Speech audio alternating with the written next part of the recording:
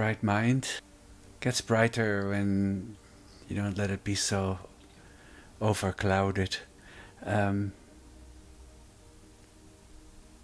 So here, notice that all movement in that open brightness are waves of the absolute. Yeah.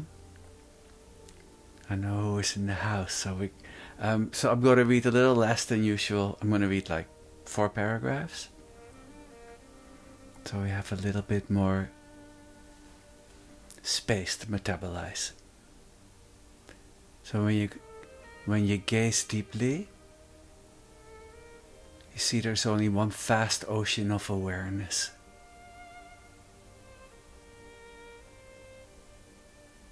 And from there rise countless waves. Notice the waves, the playfulness of mind. And then I'm about to start moving the wave of Longchenpa, how it resonated through some other teachers and some profound note takers. Nobody seems to know really how this text came together, but I like it, and as long as you like it, we'll keep going with it for a bit. But it is originating in Longchenpa, and then in its sympathetic resonance with others, it kind of was not Longchenpa as an old guy in the desert, but Longchenpa in your heart, or in your space of being, however that is experienced by you.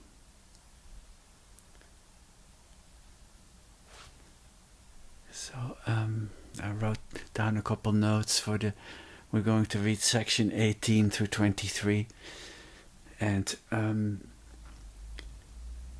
basically all the passages are talking about or describing what it is like when awareness is recognized or is recognizing its own nature. And all of us here have already that recognition, but it's good to hear how somebody like Longchenpa and whoever's languaging too is languaging that. It can, so that's why we also try to talk from that open space, because when we hear other languaging of others, then there's this constant yeah. I think there are little facets of the diamond that just keep being aimed at the light in a different way, and there's this continuous unveiling. So these, they appear to be kind of like instructions. So feel them a little bit as pointing out instructions. When you hear a sense of like, oh yeah, let's open up in that way. Let's see if I can, if I gaze into it as Longchenpa gazes into it. So it's not to fabricate a new state. It's pointing at that which is already true. True is not my favorite word, but ...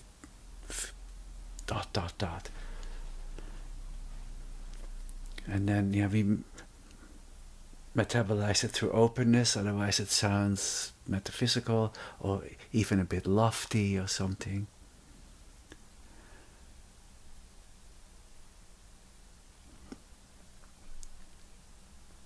So here's the first paragraph.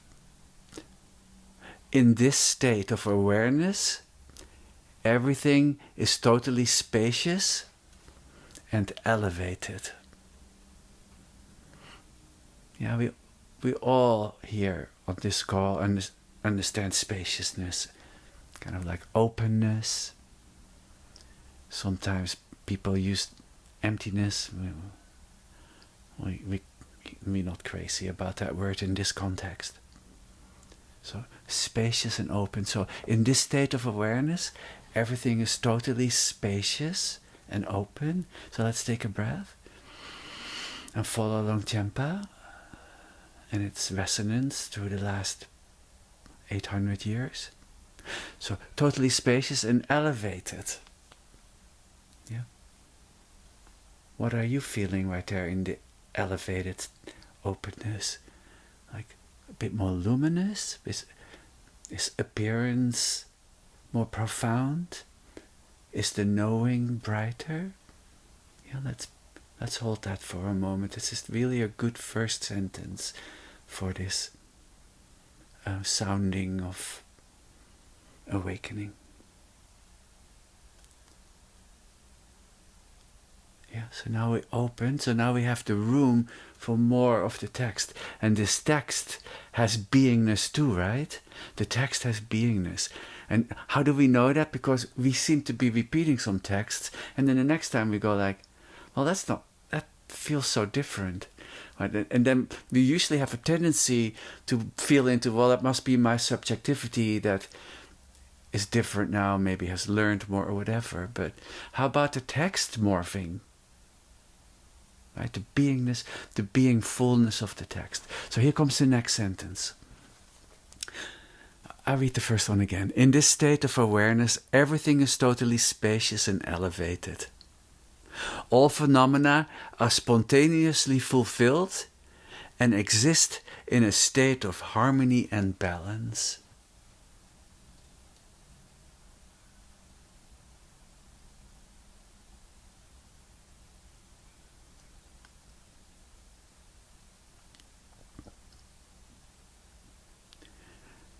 Being itself has no boundaries, center, or directions, and the meaning of authenticity is to be free from the grasping of objects and grasping of one as a self or as the entity. Yeah, so no grasping, don't even have your attention attend to movement. Yet movement is flowing.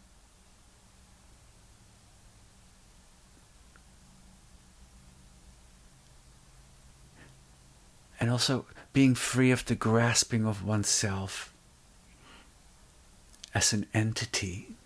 Yeah, so maybe a dissolving right there of any coagulation.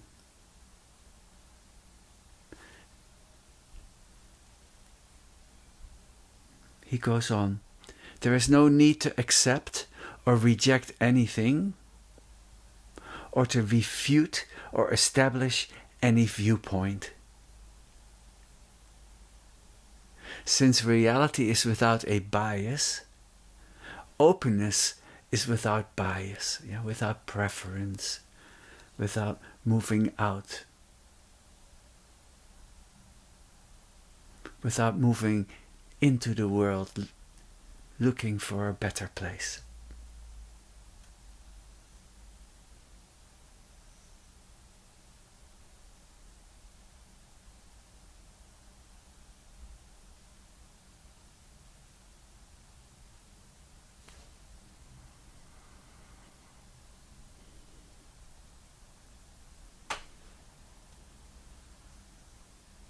You should know that the awakened one, who is free from intentionality, has no fixations.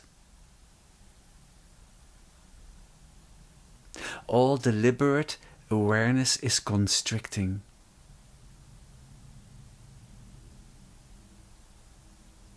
If there is no attentiveness to whatever arises, then this allows for real wisdom, which is direct, open knowingness, non-conceptual. Let's take a breath right there. Allow openness.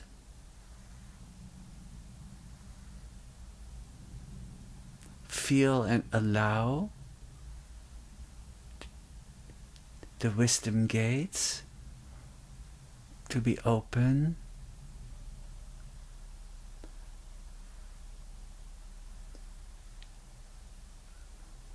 Note just the purity of your amazing potentiality as you, as the healer of the world,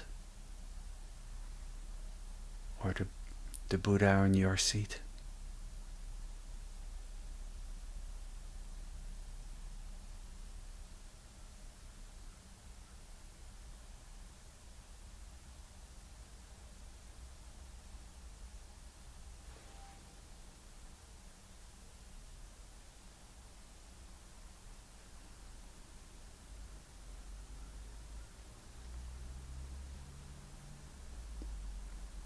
Next paragraph.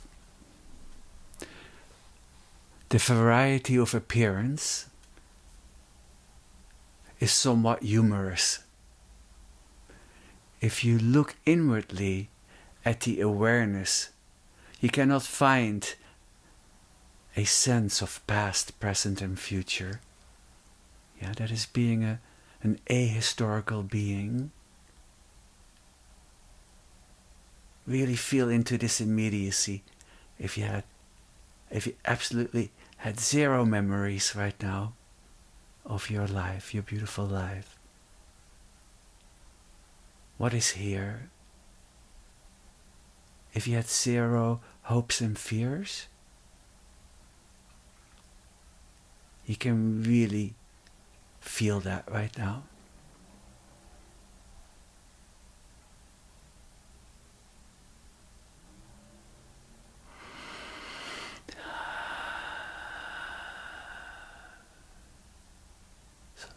No sense of past and future. When there is no sense of past and future, in that manner there is no arising, abiding and dissolving. So it's become timeless.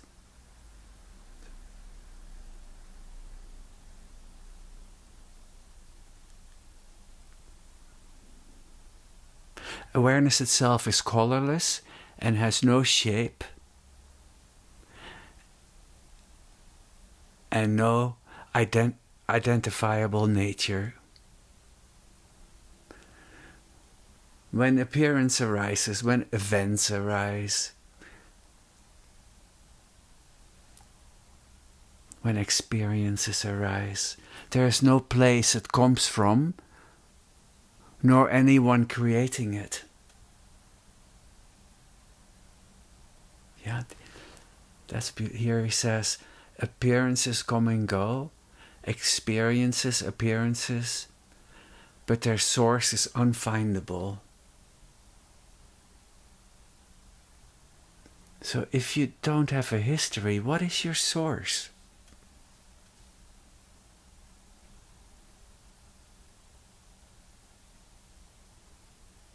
You feel that mystery a little bit? How much we're made up of like this collage of memories? All of us here can do that, right? You can really feel that right now. It's like there's this hum of goodness of the universe, just right in this shimmering immediacy. It's not like I turn into a mute or like a blank. There's not a blankness there. There is a fullness there. I even feel a little like puffed up.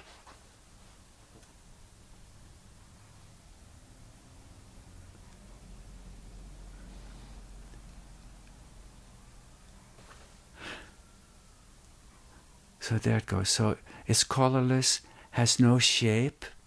It doesn't even come and go anymore. No past and present.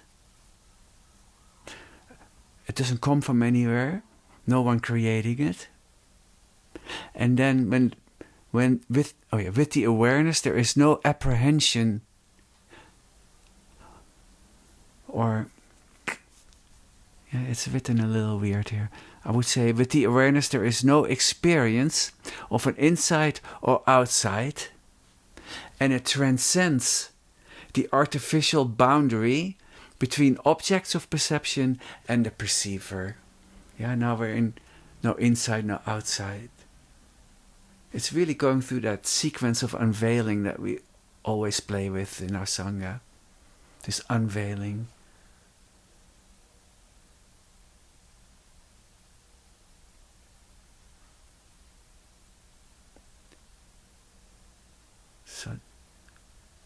So no artificial boundary between objects of perception and the perceiver. And then the last sentence of this paragraph. There is a natural oneness of the perceiver and perceived. A oneness of the known and the knower. Non-dualistic experience. Right now it becomes non-dual. No outside, no inside. Not a perceiver, not even local awareness. If you feel like a little bit like, oh, I'm here, the eternal witness, kind of as a locus right here on your seat. Let's take a breath. And open up awareness at the center, right here, at the heart. Just dissolve that feeling of I'm here and I'm perceiving the whole universe. Let's sit there for a moment, either with your eyes open or closed.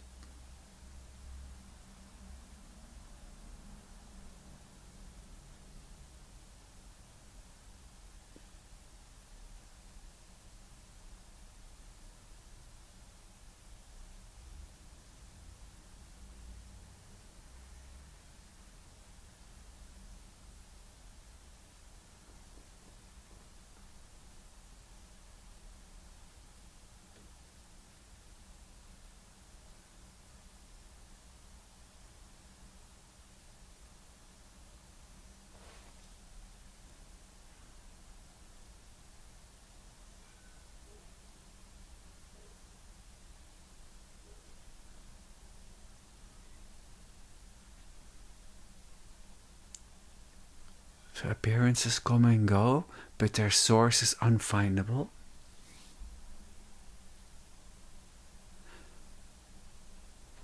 And then it gets very open and spacious, and then the instruction usually comes then, but still just as you are. And then we feel, oh yeah, that's my who-ness in the world, just as I am, but not a thing. Feel its openness. So feel everything that you are in this world, yet not a thing.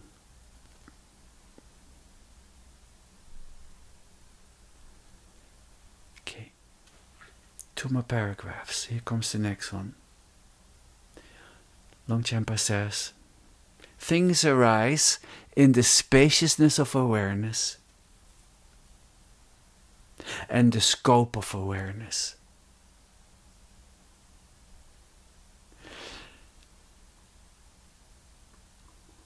Everything arises within this vast field of awareness.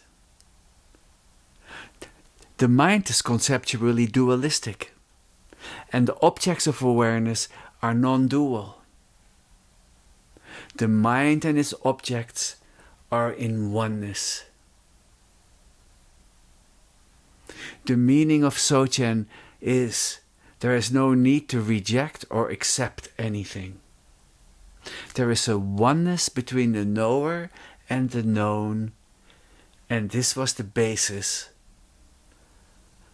also of medieval Western mysticism.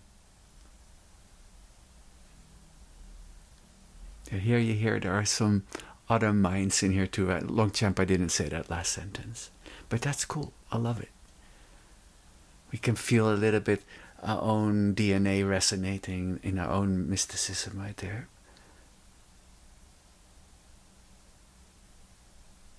So here he was saying all experiences arise within one field, and then recognize the natural oneness of the knower and the known as the very heart of Sochen.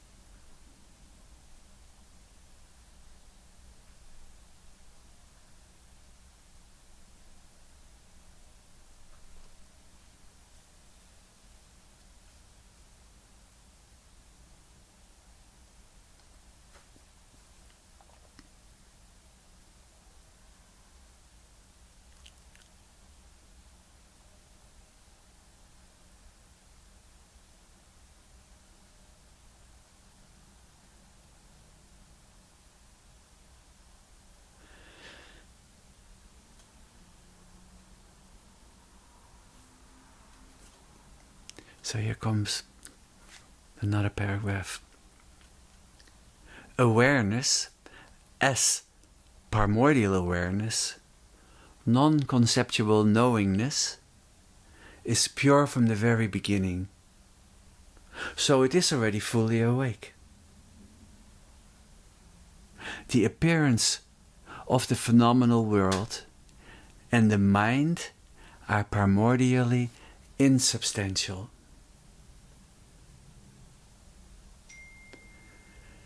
Since you have ascertained that everything is the ultimate dimension of reality, pervasive primordial reality, there is no assertion or negation. No wanting and not wanting. And you are free from all hesitation and misconception. You no longer need to ask anyone about the real meaning of awareness or consciousness itself. Yeah, there he throws out, as we are about right now, no belief, no faith, not listening to anyone in a pretty skirt. Look within. Look within, Buddha. You no longer need to ask anyone about the real meaning of awareness or consciousness itself. Without doing anything, you have seen the genuine essence. At this time, the dynamic and static manifestations arise as the play of the ultimate dimension of being, the beingness of being. The play and the manifestation of being. There is no need to accept or reject anything as it appears and arises. So Lama Tarshan would often say, from the very beginning you are already awake. Don't think you have to build it up.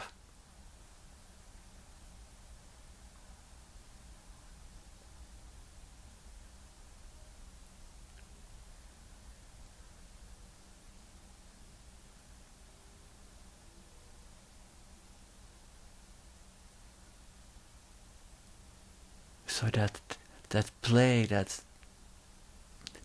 of the dynamism of appearance and the knowing stillness are the ornament of being itself.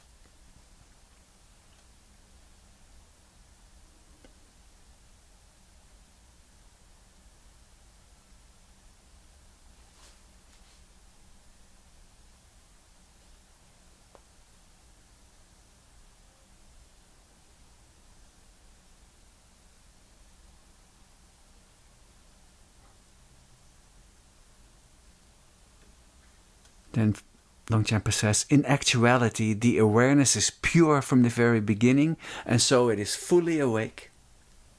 The appearance of the phenomenal world in the mind, or to the mind, are insubstantial. Meaning, experience arises and disappears, comes and goes. When you are in the awareness field, you experience everything as taking place and manifesting within the ultimate dimension of reality. And so there is no pulling or pushing, wanting or not wanting, and you become free from all hesitation and misconception. Last sentence. You will find there is no need to ask anyone about the real meaning of mind itself or awareness itself, or ultimate reality itself.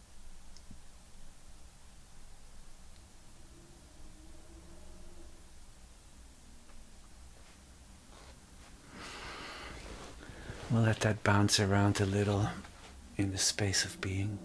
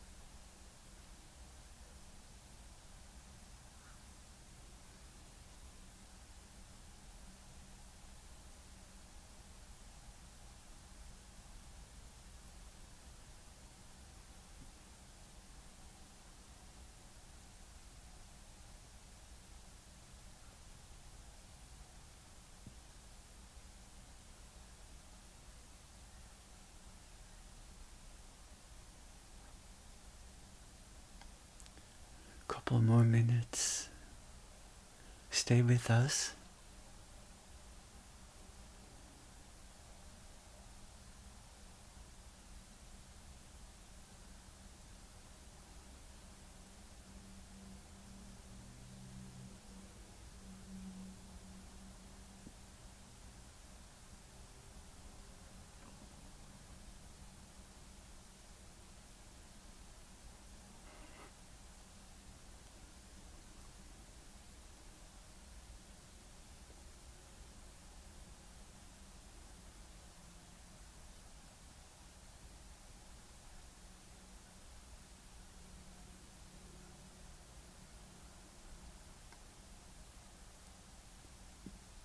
So then all appearance becomes the beauty of being.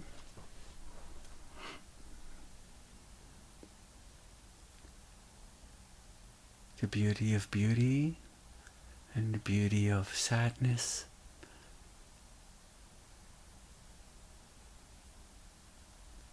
And all difficult mind states and even the terror of the world, all to be metabolized on behalf of all beings. And then we start experiencing all appearance, like watching rainbows or reflections in water.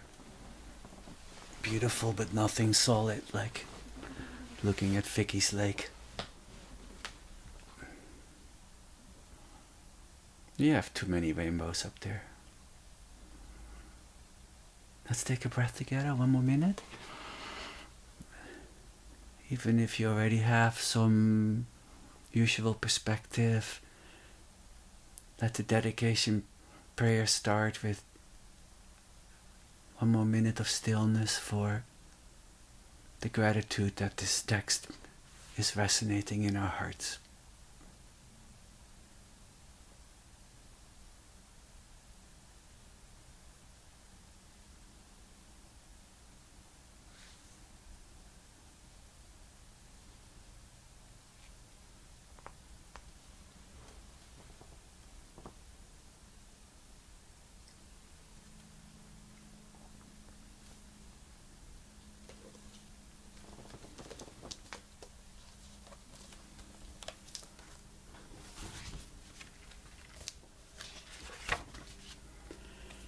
Final paragraph, the basic space of phenomena.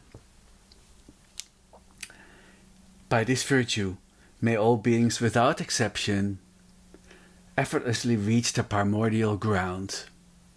May they become spiritual rulers who spontaneously accomplish the two kinds of benefit, dwelling on the level of Samantabhadra without transition or change. In all directions may there be well-being, splendor and wealth, so that everything that is wished for is spontaneously accomplished, as though in a pure realm. May the drum of spiritual teachings resound, and the victory banner of liberation be raised. May the sacred teachings never wane but spread and flourish. This text, entitled The Precious Treasury of the Basic Space of Phenomena, composed on the slopes of Gangri Tokar by a yogin of the most sublime spiritual approach, Longchenpa, is now completely finished. Good fortune, good fortune, good fortune. I got you. Yeah? Was that a bit better rhythm like that? A little more space? Yeah? Was that good? Yeah. Text is intense. There you are, Suzanne. I finally remembered. I did the final prayer just now. It's the whole. Glad you're here, though. Yeah. Oh, I'll be here again next week, and everybody else too. Hi, it's still good to see you. Good to see you all. Good to see you too, Suzanne. Always good to have you. Hi, Brian. So did anything come up? Yeah, I'd like to share. There's part of it I couldn't, remember all the words, something about the play of, you know, beingness. All these forms are right, you know. But again, I just want to thank you because I was sitting in my chair before our group, realizing these times where I actually sit with a group gives a chance for this awareness to open, you know. It's so wonderful. It's just many times during the day. But anyway, what's happening is it's kind of spooky in that my awareness is aware it's living inside Glenda. You know? Oh man. And it's like, so I look at my hands, go, oh, yeah, it's feeling from inside my hands, feeling from inside my heart. That's the feeling, the fullness of beingness now that I'm opening. But that's pretty wild for me because it's the toy. It's living within the toy and enjoying this human dimension, you know? Yeah, and then so you're knowing from the inside out, and you're having a body awareness experience. So it's not only then the knowing of the body, then there's the energies. So it's manifesting of the body and the knowing simultaneously, and it kind of goes like that, right?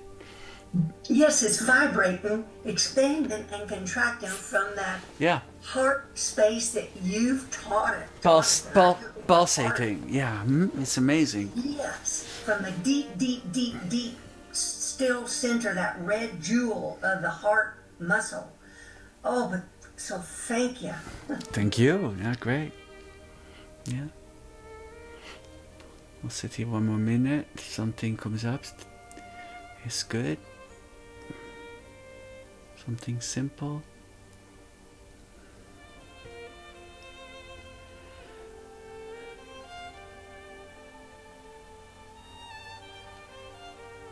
Okay then. Sleep well tonight. Stay awake while you sleep, if you can. Maybe we get a little better at it. Alright, dears. Have a beautiful evening. Bye bye. Good night, Simone. Night, everyone. Good night. Bye, Vicky.